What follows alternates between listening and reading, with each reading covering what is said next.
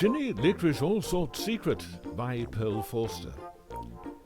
Ginny Licorice Allsort was a highly delightful, deliciously exciting person. She had bright orange corkscrew curly hair and looked just like a cartoon character for a lolly commercial. That was how she got her name, but it was not the only reason. Ginny loved Licorice Allsort so much that even her house and garage resembled giant licorice allsorts. One day, there was secret activity in Ginny's garage. It was a hugely hush-hush project, and Ginny said no one was allowed in until it was finished. Ginny's friends kept urging her to let them see what she was building. They all promised faithfully that they would never tell anyone. Penelope said everyone knew that pigs could be trusted completely.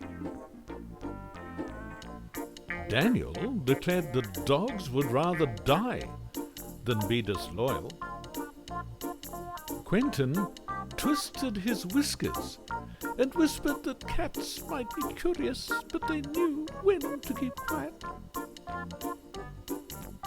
The harder her friends pleaded for even just a peek at the secret, the more determined Ginny became to conceal it. She told them just to be patient, and they would get a wonderful surprise. She put up big warning notices all over the garage. Top secret. For days, there was constant commotion inside the garage. Ginny thudded and thumped and bashed and crashed and slammed and banged. Sometimes the noise was so deafening that her friends packed up all their spying aids and went home. Finally, one day, all the mysterious sounds ceased. Penelope, Daniel, and Quentin crept quietly over to the window. They couldn't see anything because Ginny had hung a curtain over it. But they pressed their ears to the glass and waited. Then there was a scuffling, scraping noise, followed by the sound of cardboard boxes being popped open. After this came a lot of crackling and rustling sounds, like cellophane packets being torn open. Just as the three were tiring of trying to figure out what on earth Ginny could be doing, she shouted out, "Yummy, yum, yum! This is going to be so delicious, I can hardly wait." "Well, we're fed up with waiting," called out Quentin. He cuffed the window with his paw to attract her attention and yelled out, "Come on, you meanie! If you're eating goodies in there, why don't you bring some out for us?" Suddenly, the door creaked open, and a grinning Ginny said, "You can come in now. It's all ready." Penelope, Daniel, and Quentin came running, and there before them was the most amazing sight. It looked like a car, yet it was unlike any car they had ever seen. It was completely encased in licorice allsorts, and the most wondrous, eye-enlarging array of other luscious-looking lollies.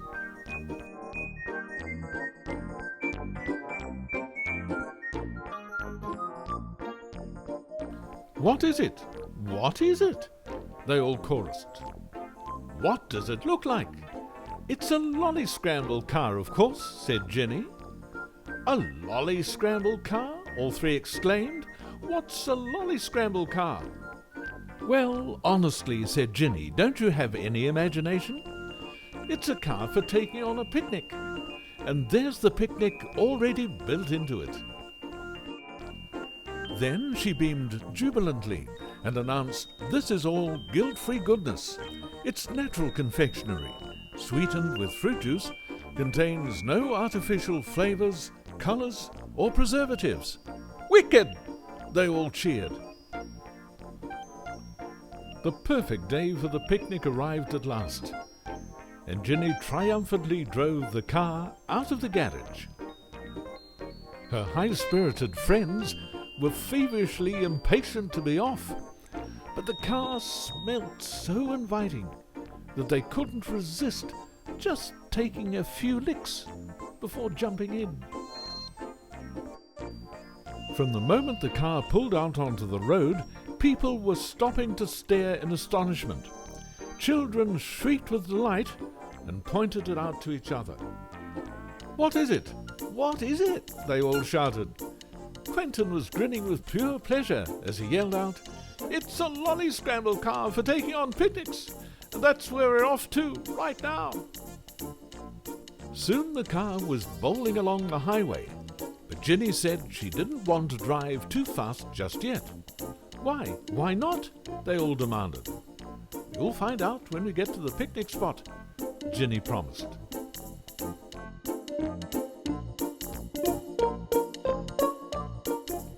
The merrymakers were munching on bits of the car in between singing that old song, "We're off to the country, off to the country, off to the countryside," when they heard the fast approaching sound of a screaming siren. A policewoman on a motorbike sped alongside them and motioned for Ginny to pull over.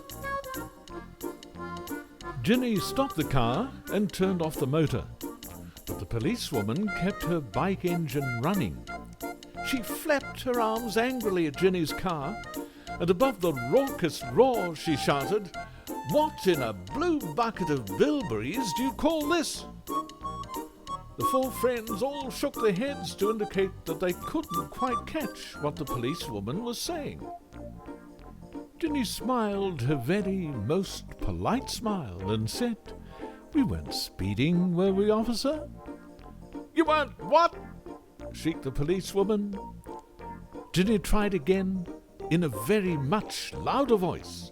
"Were we speeding?" The policewoman impatiently waved aside the question and yelled back, "Is this some newfangled fashion fad for frolicking, rollicking, lolly-loving lunatics?" Quentin, who had the sharpest ears, made out what she was saying, and grinning widely, he repeated it to the others. With one voice they all shouted, "It's a lolly scramble car for taking on picnics." The policewoman's face turned turpentine white. "That's the most despicable, disgraceful, disturbing, disgusting thing I've ever heard," she bellowed. "A brolly strangled cow for breaking on pigs' necks?" Penelope squealed with indignation at the very idea of anyone trying to break any such thing on her neck. The others all fell about laughing, and the policewoman's face now went puce with rage. "Righty-ho," she hollered. "Since you all find this so side-splittingly, spifflicatingly, stupefyingly, hysterically hilarious, you're all under arrest." The notion of being charged with something so ridiculous made the friends laugh even harder. As usual, Daniel got so excited he jettisoned out of the car. He began dancing all around the policewoman, barking frenetically and wagging his tail non-stop. The policewoman was so alarmed, she stepped backward, knocked her bike over, and then cartwheeled clear over the top of it. Amazingly, she landed on her feet. She was so astonished, she broke into laughter, and the others all joined in. Finally, Quentin said, "Listen, the bike engine has stopped. Now we can communicate without all those stupid misunderstandings." Once again, the friends explained that the car was a lolly scramble car for taking on picnics. Slowly, the policewoman circled the car, scrutinizing all the goodies with ever-widening eyes. She looked longingly at the chocolate peppermint creams, then spotting the strawberry swirls, the raspberry radishes, and the dewberry doorstoppers, the policewoman licked her lips.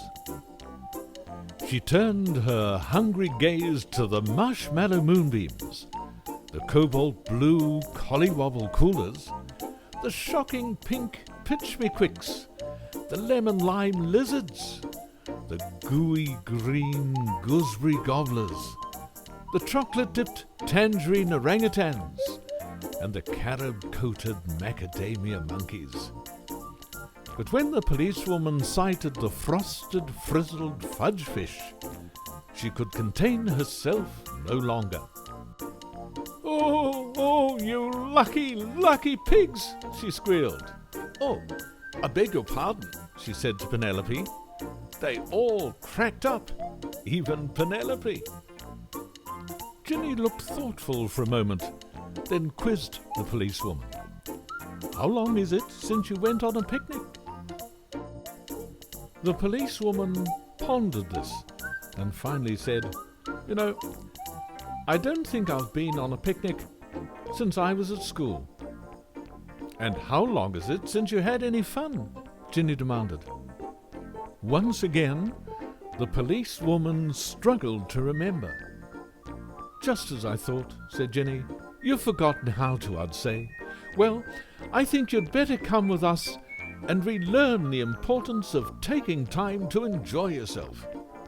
The policewoman jumped up and down joyfully and clapped her hands. She stopped abruptly, and the prospect of delight faded from her face. Oh, I probably shouldn't, should I? She faltered. Dump that should word, Daniel advised. It's dynamite. It stops people from doing what they ought to do, that is, going on picnics. The others all talked at once, trying to persuade the policewoman to come. Ginny put on her bossy voice and said firmly, You really need to lighten up and loosen up, and this is the perfect way to do it. Plus, she said triumphantly, this is all natural confectionery. It's sweetened with fruit juice and contains no artificial flavorings, colorings, or preservatives. And besides, she added, you'll be doing us a huge favor, because we'll never get through all these glorious goodies on our own. Righty-ho, you've convinced me, the policewoman said quickly. She leapt onto her bike and yelled, Lead on! The friends jumped into the car, and Ginny shouted to the policewoman, We'll need to take it fairly slowly until we get there. Why? Everyone hollered. You'll see, Ginny promised. The lolly scramble car pulled back onto the highway, and with the motorbike following, they were off to the picnic spot. Once more, all the passing traffic stared with amazed delight at the spectacle of the car, and a grinning Quentin waved his paw majestically at all the onlookers.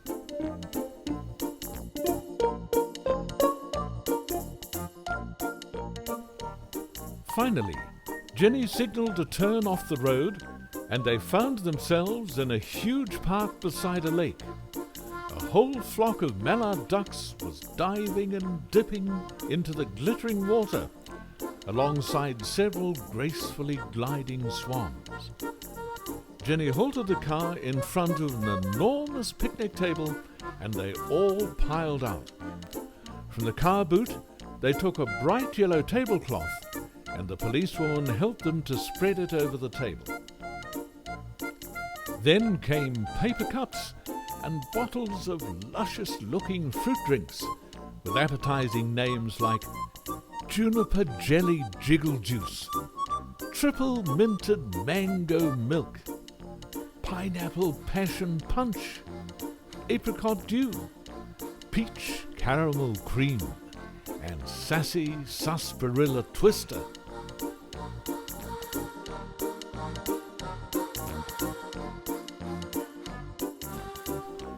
Now, who's ready for the race? Ginny asked. What race? What race? Well, said Ginny, you know I told you we had to drive slowly. That was to prevent the icing sugar from heating up and loosening all the lollies. But now we want just that. So we're going to zoom around the lake until we hit meltdown. Fantastic, cried Daniel. Everyone into the car and let's go. I'll follow you on the bike to make sure you don't break the speed limit, the policewoman volunteered.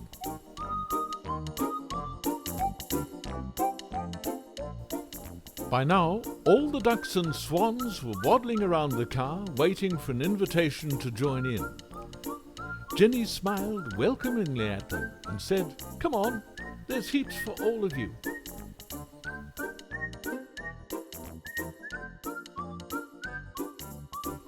The lolly-scrambled cars set off around the lake with the birds flapping and quacking overhead and the policewoman in hot pursuit. Round and round they zapped, going faster and faster. All at once, the lollies began to explode off the car in every direction. Ginny jammed on the brakes right in front of the picnic table.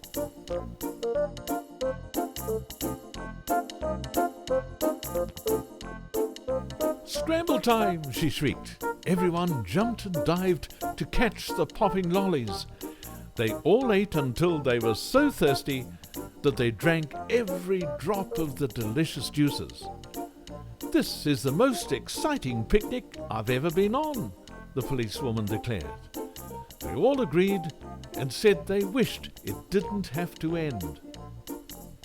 "Well," said Ginny, "the next best thing is to plan another adventure, and I'm already cooking it up." "What is it? What is it?" they all demanded. Ginny just grinned and said, "You'll all have to wait and see."